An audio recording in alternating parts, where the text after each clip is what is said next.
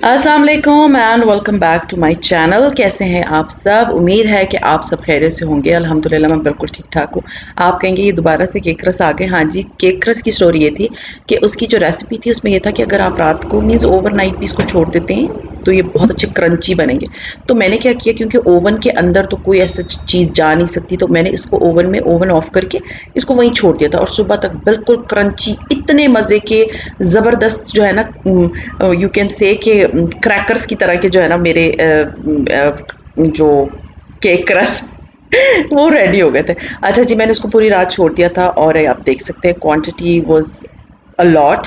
और अभी अगर मैंने इंशाल्लाह ताला बनाए, क्योंकि मेरे हस्बैंड को ये हद से ज़्यादा अच्छे लगे हैं, ताकि मुझे था कि नेक्स्ट टाइम मैं इसमें जब बनाऊंगी तो इसमें चीनी जो है ना मैं पीस के डालूंगी।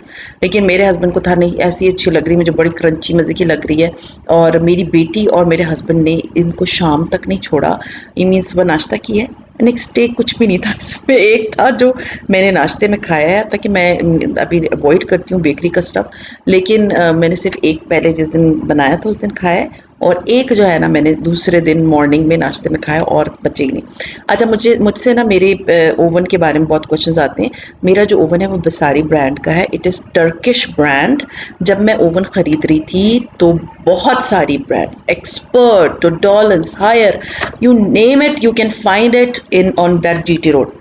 और कुछ ऐसी ब्रांड्स जो मैंने आज तक सुनी भी नहीं है, लेकिन कुछ जो थे वो बहुत एक्सपेंसिव थे। 2 लाख रुपए, 2.5 लाख रुपए, 1.5 लाख रुपए, 80 के। मैंने माइंड बनाया हुआ था 80,000 रुपीज़ का, कि मैं 80,000 रुपीज़ तक का अपने लिए ले लूँगी। लेकिन जब मैं इस अडियाला इलेक्ट्रॉनिक्स पे गई थी तो वहाँ पर जो ओवन्स पड़े हुए थे उसमें उन्होंने मुझे कहा this is the best one, आप लोग ये लें। तो अब मैं आपको गैस का ओवन के बारे में भी क्वेश्चंस आ रहे थे और इलेक्ट्रॉनिक ओवन के बारे में भी आ रहे थे। मैं ये सोच रही थी कि गैस ओवन, जब इलेक्ट्रिसिटी नहीं होगी तो मैं गैस ओवन पे कर लूँगी, और अगर गैस नहीं होगी तो मैं इलेक्ट्रिसिटी पे कर लूँगी। तो उन्होंने मुझे कहा ऐसा कुछ भी नहीं है। ये जो ओवन है ये दोनों पे चलेगा, दोनों पे इस तरह चलेगा कि ये बेकिंग करेगा गैस पे और ग्रिलिंग करेगा on electric. So I was like कि इसको लेने का तो कोई फ़ायदा नहीं है। और उन्होंने मुझे कहा इससे बेहतर है कि आप इलेक्ट्रिक ही ले लें, क्योंकि इलेक्ट्रिक बेस्ट होता है। गैस, क्योंकि आप लोगों को पता होगा पंजाब में गैस की बहुत प्रॉब्लम है, विंटर्स में गैस बहुत कम हो जाती है। तो मतलब ये कि वो टेम्परेचर जो आपको रिक्वायर होता है फॉर योर बेकिंग वो आपको नहीं मिलेगा। और इंटरनेशनली भी अगर आप देखें तो आपको जो ओवन जो होता है वो इलेक्ट्रिक ही सबसे बेस्ट चलता है। तो फिर हमने थोड़ा सर्वे किया और उसके बाद मैंने ख़रीद लिया। बसारी ब्रांड मैंने आप लोगों को बता दिया, टर्किश ब्रांड है। और सबसे अच्छी बात यह है कि ये मुझे आई थिंक 57 to 61 में से बीच में से मिला था, मुझे याद नहीं है प्राइस। अदरवाइज़ बहुत सारे थे, 40 का भी एक था, 45 का, लेकिन वो मैंने नहीं लिया, वो गैस वाला था तो ये मैंने ले लिया। कुछ पैसे ज़्यादा थे, लेकिन इसमें एंड मेरे जो पुराना ओवन है ना, सीरियसली उसमें ज़मीन आसमान का फ़र्क है। मेरा जो वो वाला है ना, वो मैंने 10 साल चलाया है, वो तक आई थिंक हायर का एनेक्स का है, और वो मैंने 10 साल चलाया है, लेकिन उसमें और इसमें ज़मीन आसमान का फ़र्क है। एक ही दफ़ा में इतनी अच्छी इसमें बेकिंग होती है, जिस तरह से केक इसमें बनता है ना, यानी जो टाइम रेसिपी में होता है ना 45 मिनट, ये 35 मिनट में बना लेता है। अगर टाइम होगा 1 घंटा तो ये 55 नहीं, 55 कह रही हूँ, 50 मिनट्स, 45 मिनट्स, समटाइम्स 40 मिनट्स में बना देता है। मीन्स इलेक्ट्रिसिटी इतनी ज़्यादा खर्च नहीं करता। ठीक है, तो ओवन के बारे में आई होप आप लोगों को काफ़ी चीज़ें क्लियर हो गई होंगी। अच्छा जी, पहले क्या किया कि मैंने नाश्ता कर लिया। मैं बहुत सुबह अर्ली का टाइम था, इसलिए मैंने और मेरे हस्बैंड ने नाश्ता कर लिया, वो चले गए ऑफिस। और उसके बाद ये था कि बेटी मेरी उठी तो उसने मुझे कहा मुझे पराठे, थोड़ा सा आटा गूंद रही हूँ। और ये मेरी मशीन है, और ये जो है ये मैंने कोयटा से ली है। वहाँ पर ये है, ये सेकंड हैंड है, ये ब्रांड न्यू नहीं है। अगर आप कोयटा जाते हैं, आप लोगों को कोयटा में बहुत अच्छे शॉपिंग पैराडाइज है कोयटा, सारी मशीन्स कोयटा से ख़रीदी हैं।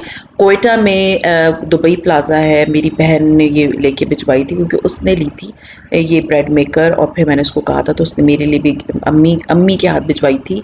और I don't know the price, क्योंकि ये मेरी गिफ्ट है, ये मैंने डब्बा पैक नहीं ख़रीदा, इसलिए मुझे उसके बारे में कुछ नहीं पता। लेकिन इसके साथ इक्विपमेंट सारी थी, और एज़ यू नो कि ब्रेड मेकर में कोई ऐसी चीज़ तो बनी नहीं होगी होगी अगर सेकंड हैंड है भी, क्योंकि मुझे थोड़ा सा होता है ना कि पता नहीं क्या बनाया होगा, लेकिन ये कि ये बिल्कुल परफेक्ट कंडीशन में था। अगर आपको ब्रांड न्यू मिलता है आप लोग यहाँ से ख़रीद सकते हैं। तो मैं इसमें आटा बड़े आसानी से गूँध लेती हूँ, बहुत आसानी से आटा गूँध जाता है और तकरीबन कोई 20 मिनट में इसमें आटा आराम से गूँध गया था। और उसके बाद जो है मैंने बेटी को जो है ना आगे आपको दिखाऊंगी कि मैं पराठा क्या बना के दे रही थी उसको। बच्चे होते हैं ना समटाइम्स जो अपनी मर्ज़ी का कुछ बोल देते हैं, तो बेटी मेरी जो है वो लेट उठी थी क्योंकि उसने स्कूल नहीं जाना था। यही चल रहा है ना आजकल, एक जा रहा तो दूसरा नहीं जा रहा, तो दूसरा जा रहा तो पहला नहीं जा रहा, तो ये स्टोरी हमारे घर में आजकल चल रही है।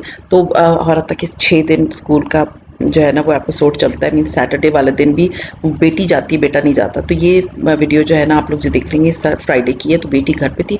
सो शी वॉज लाइक मुझे पराठा खाना है, वॉज लाइक ओके फाइन, मैं आटा वाटा गूंद देती हूँ क्योंकि आटा गूंदा पड़ा नहीं था। तो इसमें मैंने आटा वगैरह गूंद दिया, थोड़ी देर के लिए छोड़ दिया क्योंकि उसकी आदत है, बच्चे होते हैं ना आदत के अपनी आदत पे चलते हैं, तो वो आदत उसकी है कि वो जो है वो उठती लेट है और उसके बाद वो तो थोड़ी 2 घंटा नाश्ता नहीं करती, उसके बाद वो नाश्ता करती है। उसको होता है कि मैं थोड़ी देर के बाद नाश्ता करूँगी। तो खैर बस बच्चों के अकॉर्डिंगली आपको चलना पड़ता है ऑफ कोर्स, क्योंकि बच्चों की ईटिंग हैबिट्स जो होती है ना वो with the passage of time ना उनके अकॉर्डिंगली हो जाती है। अब मुझे भी याद है, मैं आपको क्या बताऊँ, मैं जब शादी से पहले ना कीमा नहीं खाती थी, बिल्कुल नहीं खाती थी कीमा, ना कोफ्ते खाती थी। पता नहीं मुझे ना कीमे से ना चिढ़ थी, मुझे लगता था कीमा जो होता है ना बस उस खाने के बाद ना मेरा दिल ख़राब होता था।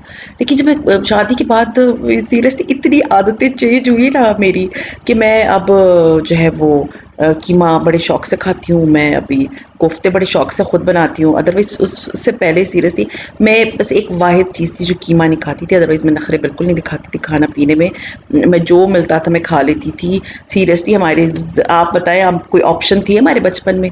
मेरा तो नहीं ख्याल है। मेरी बहन थोड़ी सी नखरेबाज है जो बड़ी वाली है, वो जो है ना वो चीज़ों में बहुत नखरे करती है कि ये। और आपको मैं फ़नी स्टोरी सुनाती हूँ अपनी बहन की। हम सारे विंटर वेकेशंस पे गए हुए थे Karachi and that time I was in Quetta. तो कोयटा में जो है ना इतनी शदीद किस्म की सर्दी पड़ती है ना, तो हम लोग तो कोयटा में फिर विंटर्स में रहते नहीं ना, सब यहाँ चले जाते। तो मोस्टली लोग जो है ना कराची चले जाते, कोयटा वाले मुझसे एग्री करेंगे।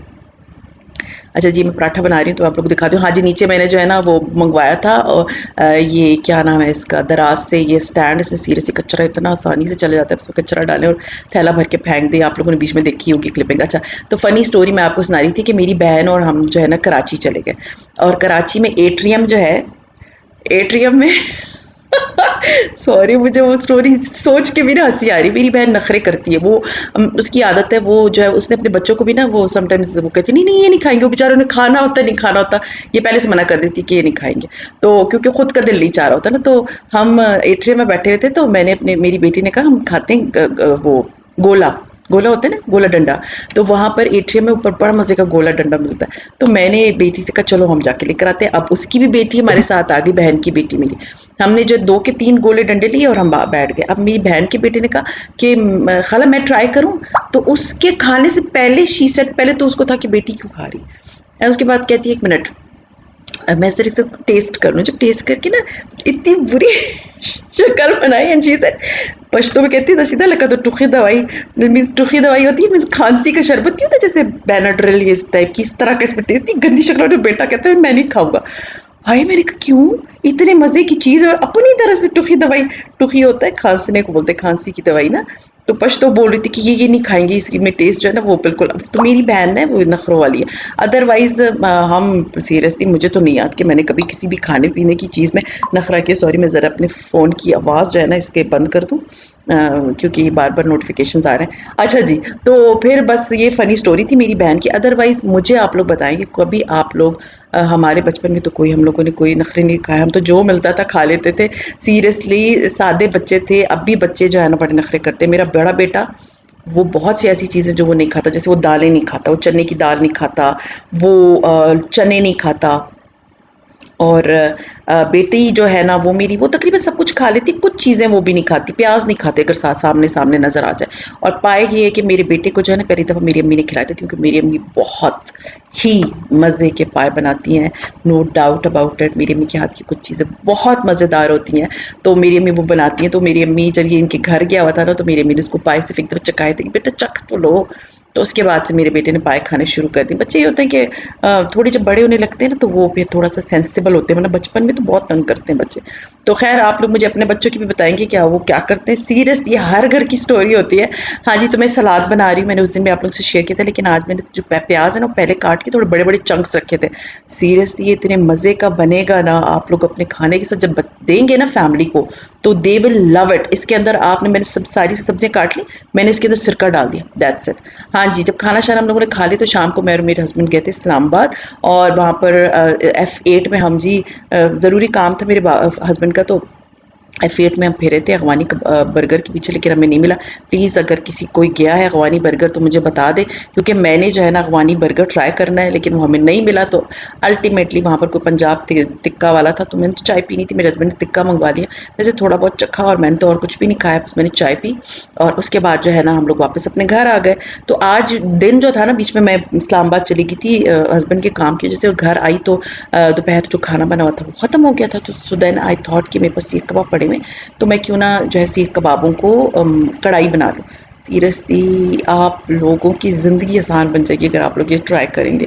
इतने मज़े की रेसिपी है, इतनी अच्छी रेसिपी है, मैं पहले भी 1-2 बार शेयर कर चुकी हूँ। पहले मैं पूरे-पूरे ना साबित सीख कबाब रख लेती थी, लेकिन जब यहाँ पर मैंने तारिक टिक्का वाले और 1-2 टिक्के वालों के पास जब गई और उधर का खाया ना, तो आप ना जब किसी रेस्टोरेंट जाते हो ना तो आपको आइडियाज़ मिल जाते हैं।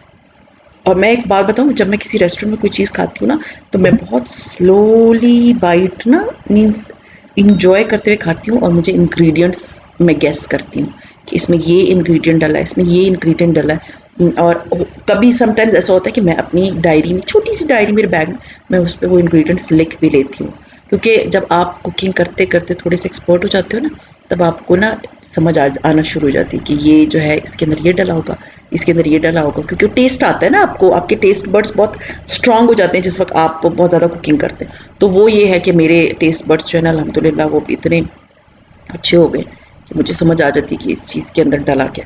खैर एनीवेज फिर मैंने ये कबाब कढ़ाई बना ली, और मेरे ये रात का टाइम है, बहुत लेट आवर्स हैं, फ्राइडे था ना, नेक्स्ट डे खैर मेरी बेटी ने जाना था स्कूल, लेकिन हम लेट आवर्स तक जाग रहे थे, तकरीबन कोई 10:30-11 बज रहे हैं, और मैंने ये कबाब कढ़ाई बना ली। बहुत पहले भी मैंने आपको शेयर की, जल्दी जल्दी से थोड़ा सा कर लूँ ये अपना व्लॉग ख़त्म होने से पहले।